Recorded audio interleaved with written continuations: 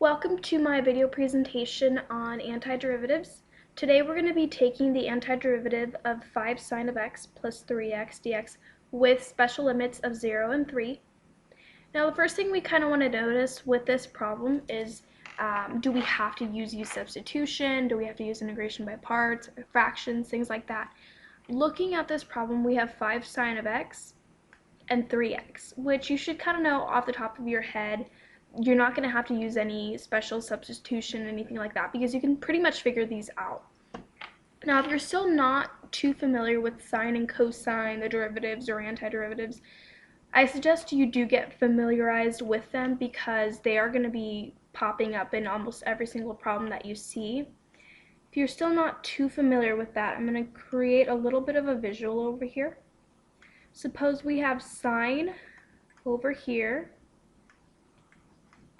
cosine over here, negative sine over here, and negative cosine over here. So you know already that the derivative of sine of x is cosine of x.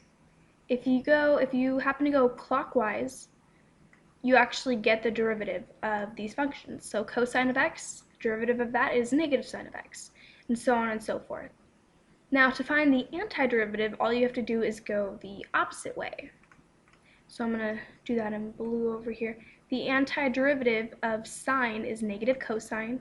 The antiderivative of negative cosine is negative sine, and so on and so forth. So with that view, we can kind of start figuring this problem out. We see that we have 5 sine of x, so we have to find the antiderivative of that, which is negative cosine. We can see that sine of x, antiderivative is negative cosine of x. And we do have a 5 in the front, so what we can do is simply just put the negative sign out in front. We can just do negative 5 cosine of x. And I'm going to put this in a bracket over here. Plus, we know that the antiderivative, these are pretty easy, of just 3x. We pretty much know that the 3x is raised to the first power. And when we're trying to find the antiderivative of this, all we have to do is raise the exponent by 1. So this would actually be 3x squared. But then anytime we raise the exponent, we also have to divide the function by whatever we just raised it by. So we just raised it to 3x squared, so we have to divide by 2. So we have the antiderivative of 5 sine of x plus 3x is negative 5 cosine of x plus 3x squared divided by 2. So we're almost done here. We also have to notice that we have our limits here of 0 and 3. 0 being our lower limit and 3 being our upper limit. And as the fundamental theorem of calculus says, we have to do f of b minus f of a. So this would be a right here. It's our lower limit. This is considered a. And the 3 is considered b.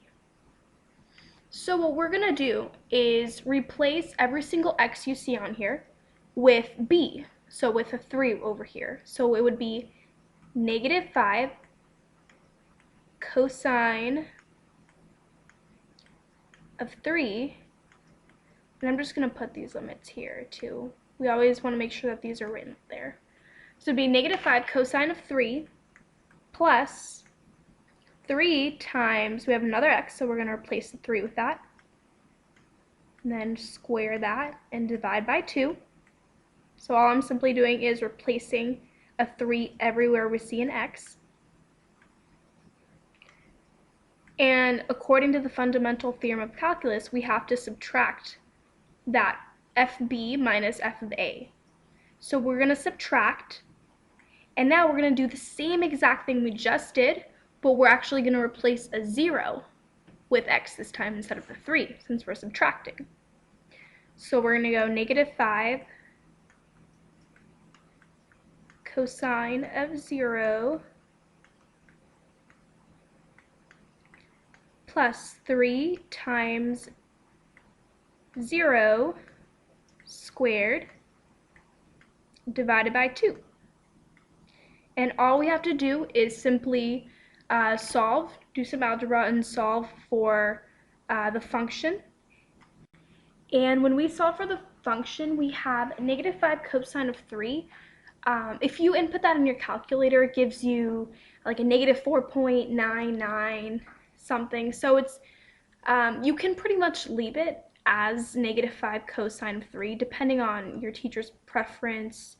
I know my professor would have wanted us to leave it as this.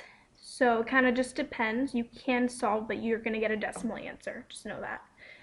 And so we have 5 cosine of 3 plus 3 to the second power, which is 9, times 3, which is 27, divided by 2, and that'll give us 13.5. And then we're going to be subtracting by negative 5 cosine of 0. Well, negative cosine of 0 gives you negative 1, and if you multiply that by 5, that's going to give you negative 5. So we're going to be subtracting, and I should probably put a bracket over here. We're going to be subtracting negative 5 plus 0. So 0 to the second power times 3 divided by 2 is still going to give you 0, obviously. Now we see here that we can actually add on this 5 because a negative with a negative gives you positive. So we're going to add on, and this is going to equal negative 5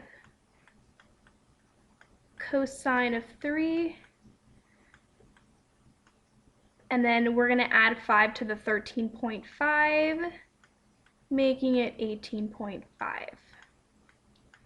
So we have found the antiderivative with limits of 0 and 3 to be negative 5 cosine of 3 plus 18.5. When you have special limits, when they give you special limits, you don't have to add on a constant. So usually if we had a problem where, let's say we had this exact same problem where they didn't give us 0 and 3, we would have to add on plus c. But in this, the c's technically cancel each other out anyway, and you're dealing with limits, so you don't have to add constants. So our final answer would be negative 5 cosine of 3 plus 18.5. Again, if your teacher wants you to use the decimal answer for negative 5 cosine of 3, you can do that, but I know my teacher didn't want us to do so. So that would be your final answer. You're done. And there you go. Thank you so much for checking out the video, and go check out my other videos on calculus and physics.